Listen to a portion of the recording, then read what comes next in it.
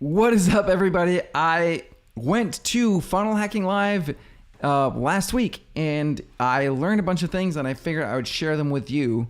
Number one is that I'm correct about complication being the big enemy that everybody's fighting on two fronts. Number one is on the software front, the platform front, and the second is on the marketing strategy front. So let me tell you a little detail on that. So I was speaking with people at the event, and they're all like using so many different tools. One of the little secrets of some of them is they only use ClickFunnels for like the first attribution click, and then they use other software for everything after that, even for the funnel and for the application, for the delivery and all of the things, because ClickFunnels is not actually that good. And these are not my words. This is what I heard from people at the event. But they want that click because then they can get the awards, and then they can become like, they can get the Two Comma Club award, the Two Comma Club X for 10 million, C for 25, 50, 75, 100 million. They can be in Inner Circle, like all these different levels. And in order to be in the Inner Circle programs, you need to be using ClickFunnels to actually drive some of your traffic. But this whole complication of all these different platforms and tools is a major pain point for people. So we're right on target with solving that.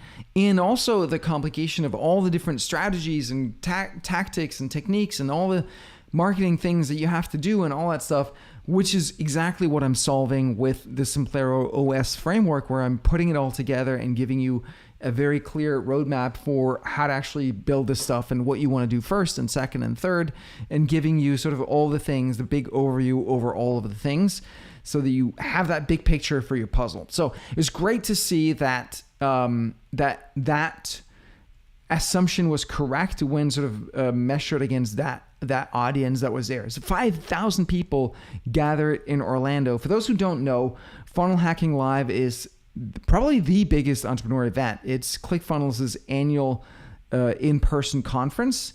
And I went 3 years ago in 2020, and I was like, holy crap, this is wild and weird and strange. And I didn't much like it, but I've grown meanwhile, and I still am not like super loving it. But like, I can't stand actually being in the room. I'll talk more about that in a bit. But what they've created is incredible. So the reason I went this year, I wasn't planning to, but I've been studying everything marketing, and of course, like Russell Brunson has done amazing work. So I've been going over his book again and some of his programs and training, and one of the things. So he made, if you bought a ticket for Funnel Hacking Live this year, he gave you a bunch of bonuses that I was interested in, and the main one was all the recordings from all of the previous Funnel Hacking Lives. And those I actually really wanted. I wanted to see what he was teaching, how he's doing it, what all the other teachers were speaking as part of my, re-education, kind of going back to marketing school. And so it's like $1,000 for the ticket with all of these bonuses. I would easily pay $1,000 just for all of those recordings, all those bonuses. So here I was, I had a ticket. I was like, all right, should I go? Should I not? Oh, screw it. Let me just go anyway. So I did. And I'm glad I did. I got a lot from it. And, obviously, like great marketing, great, Russell's really good at this whole offer thing. You can't beat that. You can't. It's inarguable. I actually just bought tickets for the next two ones, like one next year that's going to be online only, and then the next real one in 2025 that's going to be in person. And the reason why I bought those was because, again, I wanted the recordings from this event because I wasn't in the room, and I wanted to see what was actually being taught. And I'm not going to sit.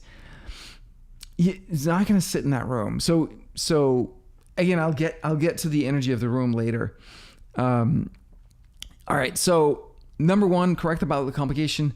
Number two, awards and milestones work. Right. So he has these the Two Comma Club awards again, and for $1 million through a ClickFunnels funnel, 10 million, 25 million, 50 million, 75, 100. And then when you hit certain milestones, you get access to the various levels of the mastermind, the inner circle stuff. There's inner circle for life, there's inner circle category kings, and then there's inner circle atlas. Like we're carrying the weight of the world on our shoulders. And I love how it's all gamified, it's all tied together, and it really works. I was talking to this guy. So they had this walk of fame as you walked down to the main event venue. On the floor, on the tiles were little tiles like the Hollywood Walk of Fame kind of thing. Little tiles with placards with showing all the Two Comma Club winners, their names.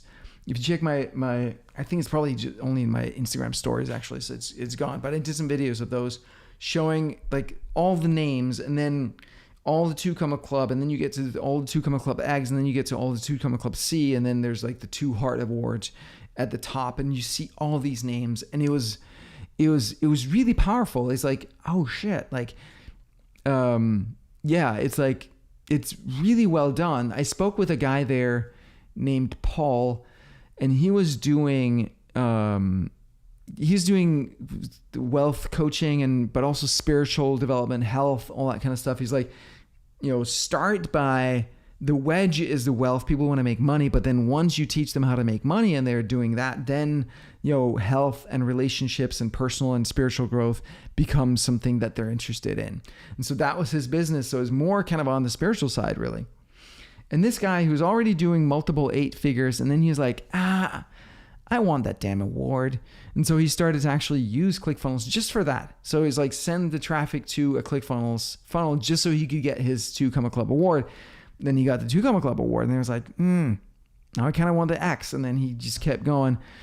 And then he's like, screw it, let me go for the C. And then once he hit the 25 million with the C, he was like, all right, fine, I'm done. Like I've gotten to the top level of the awards. I'm fine now. But it goes to show you how powerful these awards and milestones are psychologically. Like, I'm wearing an Apple Watch, and these damn rings, I want to fucking close them every day. Like, I do. And I know that it's dumb and it's just a stupid watch, and I want, like, oh shit, like, I need to make sure I stand up this hour. And I just stood up, and it's not like I'm not standing up, but my watch didn't record it. So now I just gotta go make sure it records it, because I gotta hit all of those bars for the stand thing every hour. Like, it's dumb, but it works, and it's smart at the same time, because if you use it correctly, it becomes a really powerful driver and motivator. Just like the watch, if it gets me to work out more, great, right? That's a good thing. So use those. It's those like brain neurotransmitter, neurochemicals, whatever, dopamine, oxytocin, endorphins, serotonin, like those brain chemicals. When you zoom out and you think about it, like, we will do so much for a cocktail of those neurochemicals. It's insane.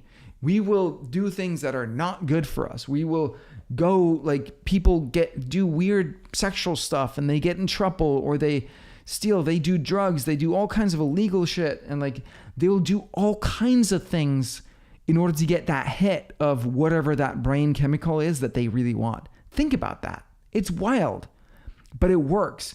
And in buying, it's a big deal too. Like, people want to feel people love buying. It's a great feeling, right? They hate getting sold to, but they love buying. We love buying shit, and we buy stuff that we never use, but it felt great to buy it. Like, we buy books that we never read, but it felt great to buy it. And so don't take that feeling, those good feelings away from people. It's a game. People like it. They want it, right? Just like when there's a sale and they all rush to it and they run for it, and like, all like, oh shit, there's a Black Friday sale or whatever. Like, that rush, people like it. Give it to them. I heard Steve Larson tell a story of how, Target, and I remember this, I'm pretty sure it's Target, yeah. I remember this when it happened. I didn't know Target a lot, but the guy who built the Apple stores with Steve Jobs, left Apple and went and got a job at Target and wanted to do the same thing at Target. He's like, like, let's just be honest about the prices. Instead of saying it's $50 and then we give you a coupon to make it down to 10, let's just make it 10. You come buy it, it's 10. Come do it. And people fucking hated it. They wanted those coupons. It was part of the fun for them. It was part of the game of them feeling like they got a great deal, right? So acknowledge that and work with that. And what I'm thinking for us, so in this community in Simplero, we're good people, right?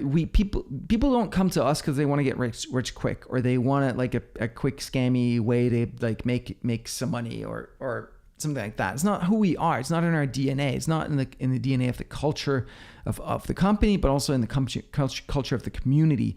But what I think is happening more is that our community is so intent on the heart stuff, on the spiritual stuff, on the doing good, on doing right by people, that we sometimes forget to actually make some damn money in the process.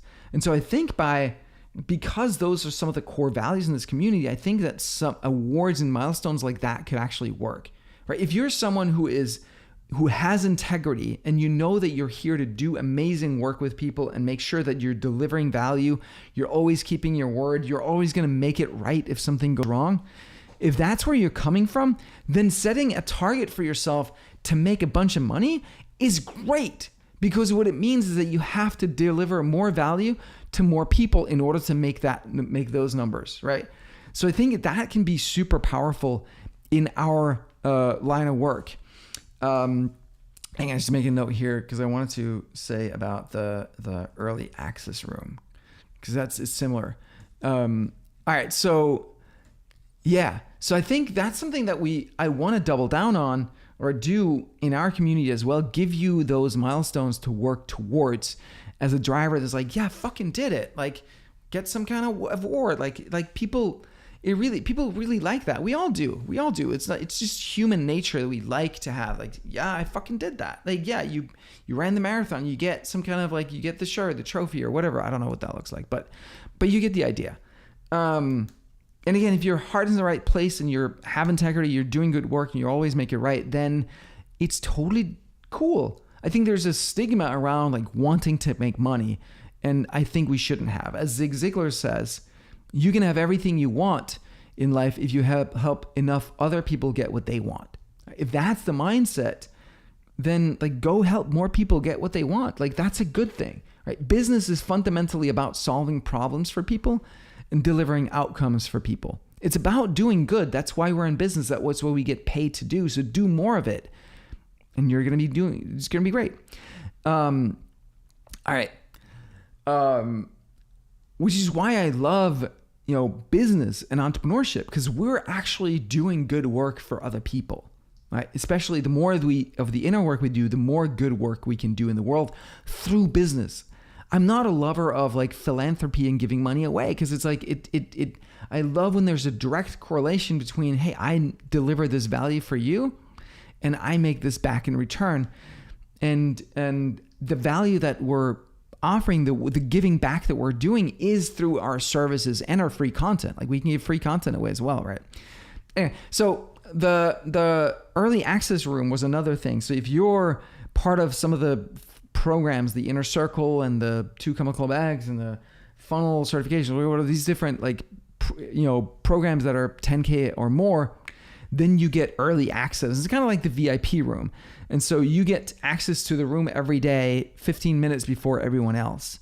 And I was looking at that room and there's nothing in there. I don't care. I'm not going to be in the main stage room most of the time, right? Because it's not a good way for me to learn, and there's not a good energy. But I looked at and there's like a buffet and there's coffee and there's drinks and there's some foods and snacks and whatever. And I'm looking, I don't eat any of that crap, right? I don't drink coffee. I don't do any of those things. So there's literally zero for me in that early access room that I wanted.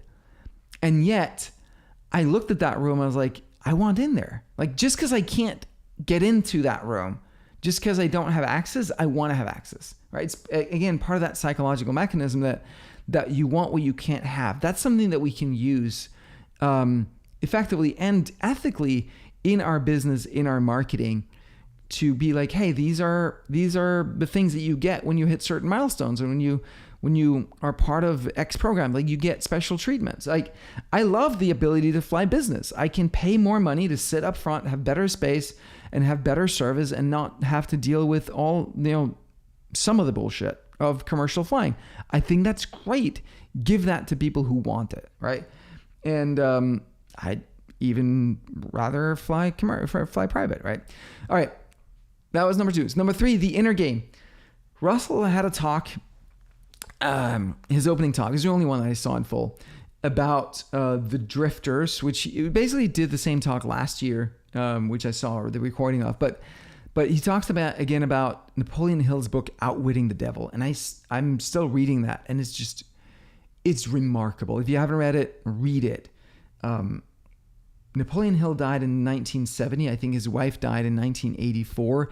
He would not let him publish this book. It only came out in 2011 from his estate, and it is it's a great book. It's like talks about how 98% of people are controlled by the devil, is like the by fear and greed and lust and all these negative emotions and doubt and all of that, and only 2% are actually non-drifters, or Russell calls them driven. And I really admire what Russell is doing here. He's creating this community of entrepreneurs, and then he's going back to that school. I love that. I've been doing a lot of studying too of that old school, like mid 1800s, like new thought leaders like Wallace D. Wattles and Napoleon Hill and Florence, whatever her name is, and Robert Collier and all of these teachers. And it's amazing. Like it was like back then there was this renaissance, it feels like, of new thought leaders that started to realize and document and how we actually use this instrument of ours that we've been given, like the thoughts, how we use our mind to create the life that we want. So it's like law of attraction, but it's much deeper than that. And there's so much of this material out there, and then it feels like it just didn't really, like, you would think that that's like, oh shit, now we know this stuff, like that it would go more mainstream, but it hasn't. It's kind of gone the opposite direction, right? And now we have TikTok and bullshit and all these like people who are like going crazy over like mental illness in young people and whatnot. It's like it doesn't seem to be moving in the right direction. There are things that are moving in the right direction. The information is out there, but OMG, right? And it's so fascinating. So Russell is buying, I think he bought the Napoleon Hill estate, right? And there's another unpublished book that he's going to bring out and whatnot. And I love that he's kind of standing for that. And I think the one thing that came to me out of this whole experience was about the definiteness of purpose, which is a phrase that Napoleon Hill uses. And my mentor, Dan Martell, talks about the 8K vision. So not 4K, 5K, but 8K, like really getting super clear on your vision of what you want to create. And that's an area where I feel like I could be sharper, right? That I have a sort of a vision of what I want to create, but it's not ultra specific, ultra clear. And the clearer you can make that, the more you can work towards that. So that is one of the things that I took away from that, and being much more determined and definite in the purpose and what I'm creating. And it's something that I encourage you guys to do as well. It's just being very clear on what is the outcome that you want to create. What is the life, the world that you're creating? Because that's how you make it happen. And I know that I've met people who are scared of goals, and I have been too, because sometimes goals are like, you've set them and then you didn't meet them, yada, yada. Like it just creates this like negative stigma, or like you set goals and then you feel unsuccessful because you're chasing the goal. But then once you hit it, you're like, yay, for 10 seconds, and you set a new goal. So it creates this, this world of feeling unsuccessful and always unsatisfied. And, I get that. I'm not a fan of that either. But like really being clear on what you want is so powerful. I think it's you connect it to your desires, like, which is connected to your sexuality and that creative life force, your lust, all that stuff. Like Napoleon Hill talks a lot about transmuting your sexual energy as well, right? So it's the same energy as the energy of desire that you turn into something that you like, the definiteness of purpose, right? And the drive to actually make that happen. But I believe that the desires that we get are divine. They come from God. The desire to do, to lead or to serve people or to build something incredible or have something amazing. There's no shame. There's nothing right or wrong. It doesn't have to be like beautiful, good, but those desires are God-given. And it's our job to take them and then make them really definite and clear and then go make it happen.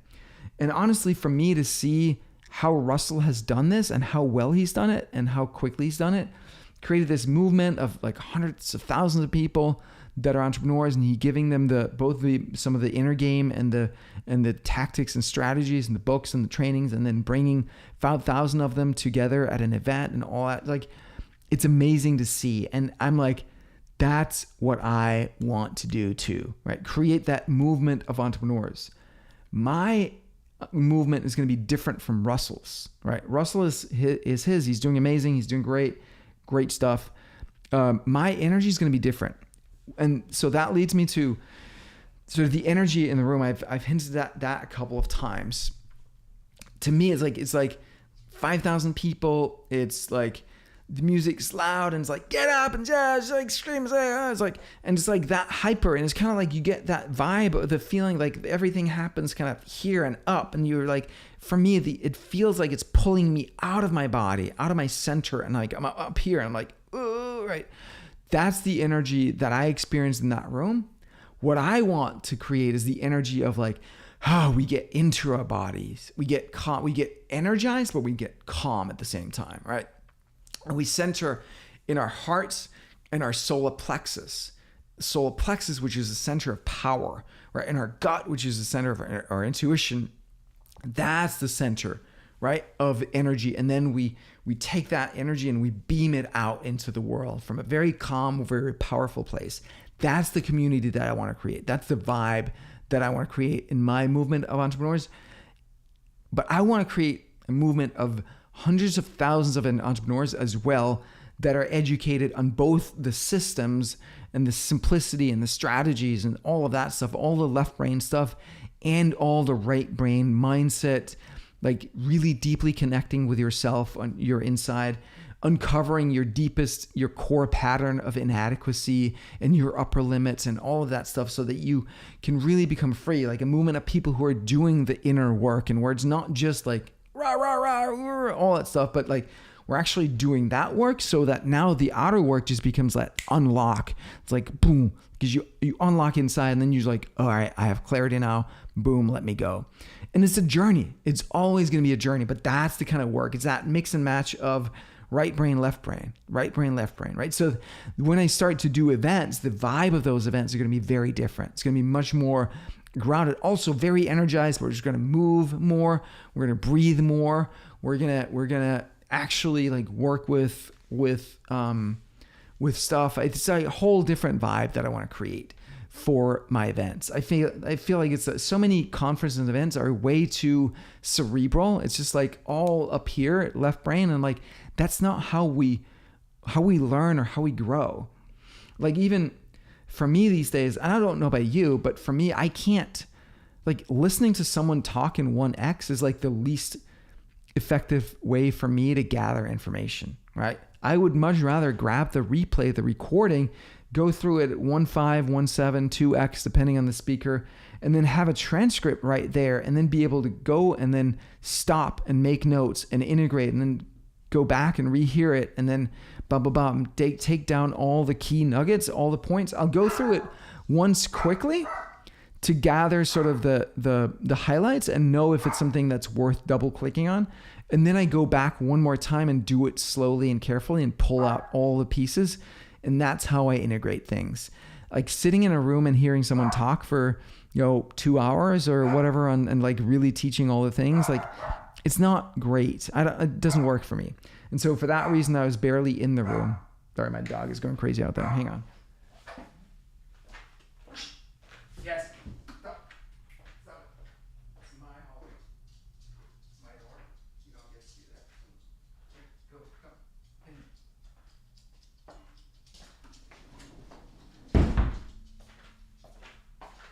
Yeah. I'm teaching my dog that the door is mine. It's not hers. So I just go out there and then I claim the door. I'm like, nope, not yours to worry about.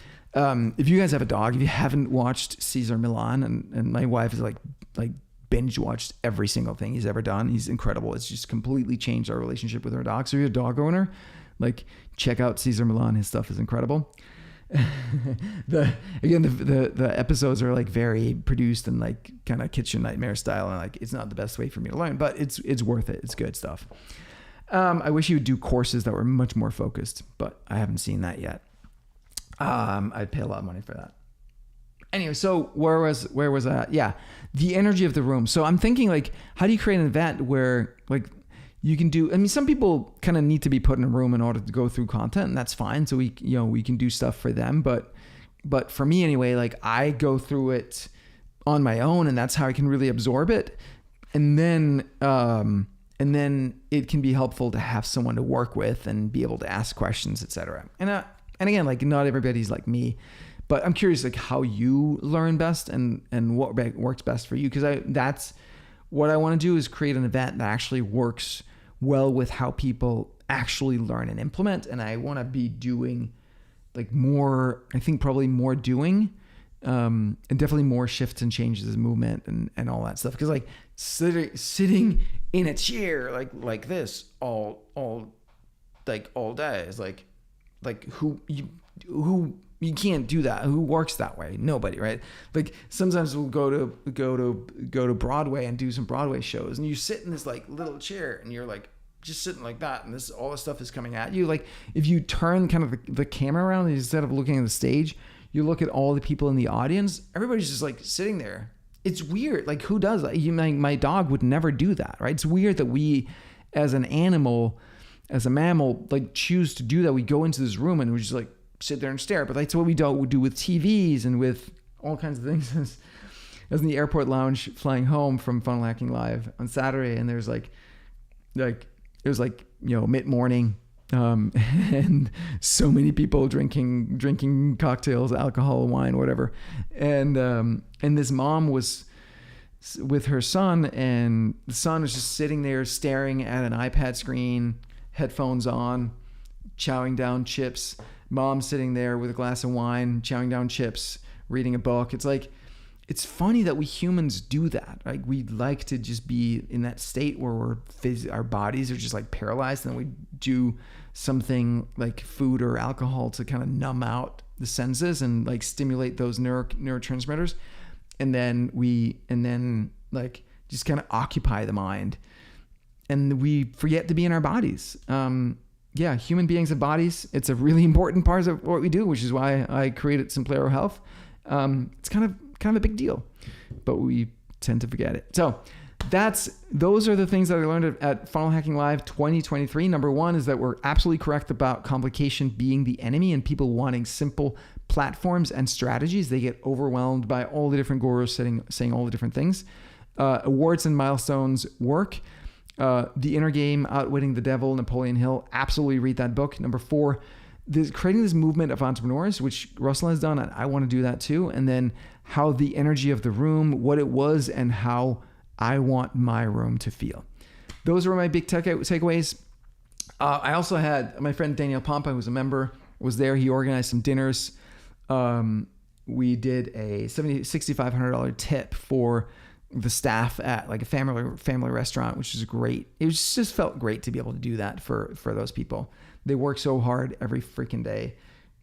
Those dinners, 2 dinners that Daniel had organized, really great. Met some fantastic people, and so that was well worth it as well. And yeah, for me, conferences are more about the people who are there and getting inspired and learning from them and meeting them than it's to actually be in the room. I can't really stand it, but most people obviously are in the room most of the time, And I get that. A lot of people like that and want that.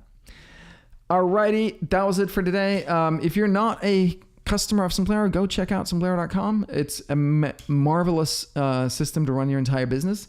I just recorded a demo video for it. We've never had that before, so we're putting together actual demo video. It's going to be great. And then let me see. Yeah, if you're watching this on YouTube, do hit the subscribe button. Would love to have you as a subscriber. I think that's it. More soon. Much love. Bye.